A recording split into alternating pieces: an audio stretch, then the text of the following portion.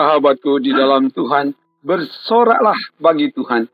Ialah kubu pertahanan, tempat perlindungan yang memberi kemenangan. Karena itu, mari datang kepadanya, beribadah, menyembah, dan memuji Tuhan dengan pujian. Yesus menginginkan daku.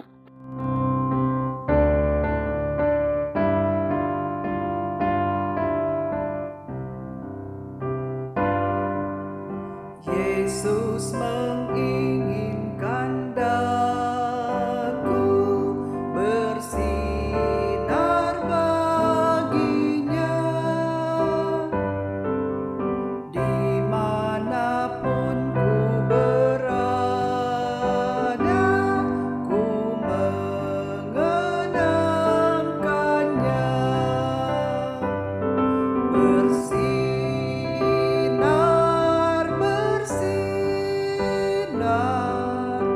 Itulah kehendak Yesus, bersinar, bersinar, aku bersinar terus.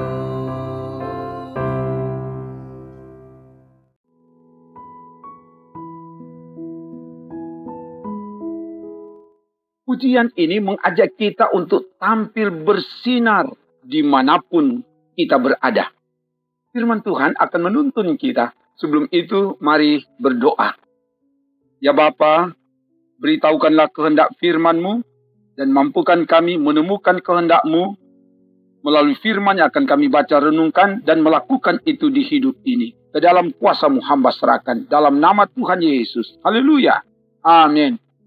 Firman Tuhan mau disampaikan dari kitab Daniel pasal 6 ayat 1 sampai 11. Darius orang Media menerima pemerintahan ketika ia berumur 62 tahun. Lalu berkenanlah Darius mengangkat 120 wakil-wakil raja atas kerajaannya. Mereka akan ditempatkan di seluruh kerajaan. Membawahi mereka diangkat pula 3 pejabat tinggi, dan Daniel adalah salah satu dari ketiga orang itu. Kepada merekalah para wakil-wakil raja harus memberi pertanggungan jawab supaya raja jangan dirugikan. Maka Daniel ini melebihi para pejabat tinggi dan para wakil raja itu, karena ia mempunyai roh yang luar biasa dan raja bermaksud untuk menempatkannya atas seluruh kerajaannya.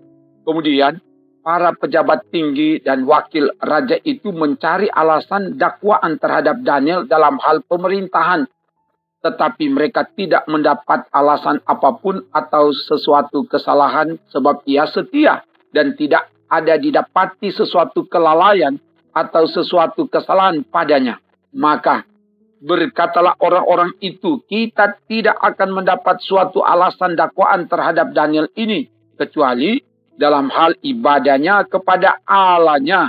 Kemudian bergegas-gegaslah para pejabat tinggi dan wakil raja itu menghadap raja serta berkata kepadanya, "Ya Raja Darius, kekalah hidup tuanku.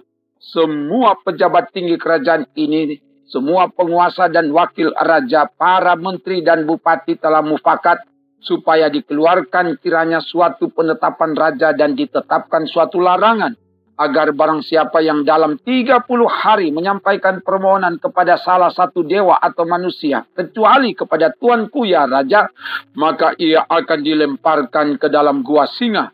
Oleh sebab itu ya Raja, keluarkanlah larangan itu dan buatlah suatu surat perintah yang tidak dapat diubah menurut undang-undang orang Media dan Persia yang tidak dapat dicabut kembali. Sebab itu Raja Darius membuat surat perintah dengan larangan itu. Demi didengar Daniel bahwa surat perintah itu telah dibuat, pergilah ia ke rumahnya. Dalam kamar atasnya ada tingkap-tingkap yang terbuka ke arah Yerusalem. 3 kali sehari ia berlutut, berdoa, serta memuji Allahnya, seperti yang biasa dilakukannya. Demikian firman Tuhan. Sahabatku di dalam Tuhan, ketika Darius berumur 62 tahun, ia menjadi raja di Babel. Ia membagi kerajaannya menjadi 120 wilayah yang dipimpin oleh wakil-wakil raja. Membawahi mereka diangkat 3 pejabat tinggi, salah satu adalah Daniel. Mereka harus menerima pertanggungan jawab dari para wakil raja supaya raja tidak dirugikan. Ayat 1-3. 3 pejabat tinggi yang salah satu Daniel ditetapkan untuk membantu raja supaya raja diuntungkan. Semua yang dikerjakan mendatangkan sukses. Daniel melebihi dari para pejabat tinggi dan para wakil raja. Karena Daniel mempunyai roh yang luar biasa. Ayat 4a. Roh yang luar biasa dalam bahasa Ibrani, ruah yatira. Artinya roh yang unggul dan melampaui. Roh itu adalah karunia dari Tuhan untuk menyingkapkan segala sesuatu yang tersembunyi, yang tidak dapat diketahui oleh orang lain. Atas keunggulan itu, raja memberikan kedudukan yang tinggi kepada Daniel, melebihi dari yang lain. Ayat 4b. Hal itu mendatangkan kecemburuan dari pejabat yang lain. Dan akhirnya Daniel dijadikan target untuk dijatuhkan dari kedudukannya.